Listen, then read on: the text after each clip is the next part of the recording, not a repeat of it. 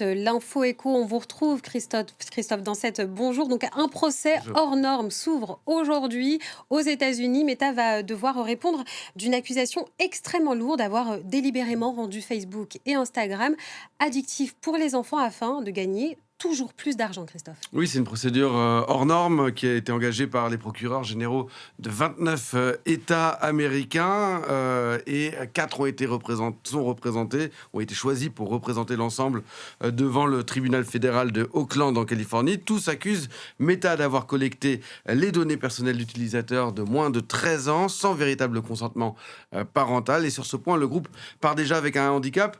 Avant même le procès, eh bien, la juge a estimé qu'il n'avait pas correctement respecté les obligations prévues par la loi fédérale. Et puis, donc, il y a ces 4 États qui sont la Californie, le Colorado, le Kentucky et le New Jersey qui vont plus loin. Ils accusent Meta d'avoir délibérément conçu ces plateformes pour retenir les plus jeunes le plus longtemps possible devant leur écran, finalement de les rendre accros. Aujourd'hui, la première journée, elle est consacrée au choix des jurys, c'est toujours le cas aux États-Unis, et les débats ils commenceront réellement le 18 août prochain, c'est la semaine prochaine. Mark Zuckerberg sera appelé à témoigner durant le procès, ce sera un moment phare, et le jugement est attendu pour le mois d'octobre. Christophe, alors comment Meta a rendu ces plateformes addictives?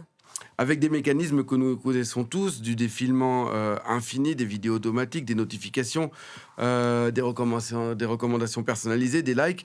Pour les plaignants, ces fonctionnalités créent une utilisation compulsive. Plus un adolescent reste sur Instagram, plus Meta peut lui montrer de publicité et donc plus le groupe gagne de l'argent.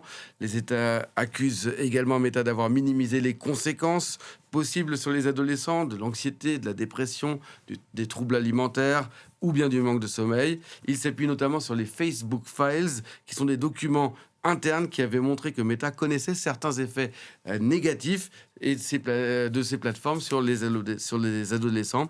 Meta conteste évidemment ces accusations et affirme avoir considérablement renforcé la protection des mineurs. Alors forcément, Christophe, on se pose une question. Que risque le groupe de Mark Zuckerberg?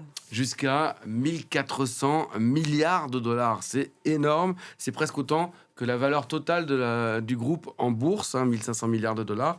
Et c'est autant que la richesse de l'ensemble de pays comme les Pays-Bas ou l'Arabie Saoudite, qui sont quand même 18e et 19e pays plus riches au monde. Il faut être prudent, car c'est un plafond théorique. Une telle sanction paraît extrêmement improbable. Le véritable danger, il est ailleurs pour Meta. C'est une condamnation qui pourrait obliger le groupe à mieux vérifier l'âge de ses utilisateurs, à limiter des notifications, à modifier des mécanismes qui poussent les plus jeunes à rester toujours plus longtemps sur ces plateformes. Autrement dit, la justice pourrait toucher au cœur même de son modèle économique, qui est la captation de notre attention. Et Meta a déjà été condamné dans des affaires similaires. Oui, 2 fois cette année aux États-Unis.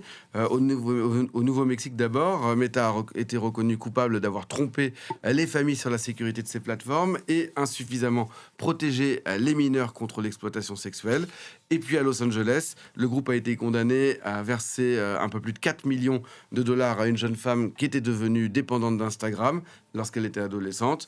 Cette deuxième décision est particulièrement importante parce qu'elle reconnaît le danger que peut venir non seulement des contenus publiés par Instagram, mais aussi de la manière dont l'application elle-même est conçue. Est-ce que ça signifie que Meta est en danger?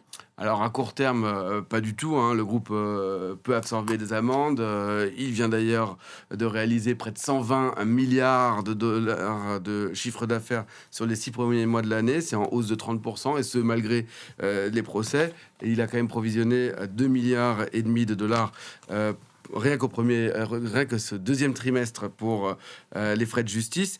Mais ce nouveau procès il pourrait devenir celui qui ouvre encore plus les vannes, contraindre Meta à sceller un accord plus global pour mettre fin à toutes les poursuites, un peu comme l'avait fait l'industrie du tabac sur un autre dossier, et ça c'était dans les années 90. Merci à vous, Christophe. Et puis